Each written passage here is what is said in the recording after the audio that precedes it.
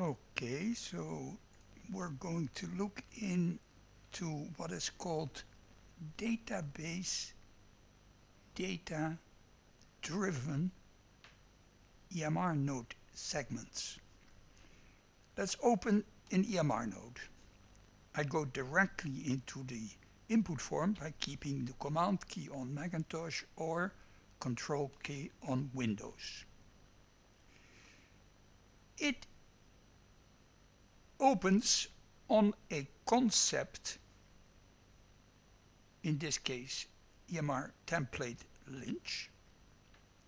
I can go to that concept and you see that this concept is copied as is into the initial node. You will see that some of these segment headers reflect or are reflected actually onto the node composer. In order to see that, we need to enter a patient. We pick the doctor, and we now see that in the node composer we have chief complaint, complaint history, etc. up and until plan. So anything that we enter here now, either through EMR text objects or direct data entry, is moved into that area, see here, into the node. But when we typed in the patient name, we noticed that Xmatic was also filling some of these segments with data automatically. Segments that are being controlled through operator input will not automatically fill anything in, because it will be the operator that decides what needs to be entered there. But database driven segments are a special case. Those are meant to pull data out of the database in an attempt to provide some useful information, primarily from past histories, from past billings. Now, if an operator wants that pre-filled information coming out of the database in the node yes or no, can be controlled through the actual concept. So we go to concept, and what do we see? That these segments, the ones that are checked, are set to be allowed to retrieve data from the database, from the data in the database. Let's concentrate on insert insurance. When this concept was applied, the corresponding checkboxes here were set according to what they were on the template, which means that the insurance was on, and that means that Xmatic filled the insurance segment with data coming out of the database.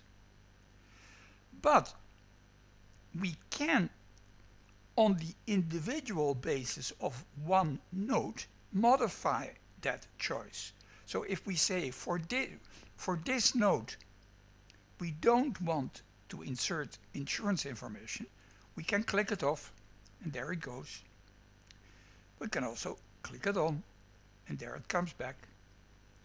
Which means that the initial checkboxes coming out of the concept will apply as is to the node, but then can, on the individual node level, be modified. Now, where does this template choice come from initially? That comes from, let's go here, and we go here, letters, and we go here, I think it's from this one, yes, see? So it was selected on the EMR nodes or letter file preferences for that particular user. If the user is present with its own set of preferences as a system user, then that node, that concept could be different, which gives a great amount of control over what is entered initially, what is called upon initially. Why do we go there? Because apart from either checking stuff on or off, we may actually also be interested in how much data does it actually pull in. So on the diagnosis, for instance, we have the possibility on the concept to determine if we want all diagnosis or only the principal or chronic diagnosis. So that is one way of determining, limiting the number of diagnoses that is being listed. But we can go further. If we go back to that preference again,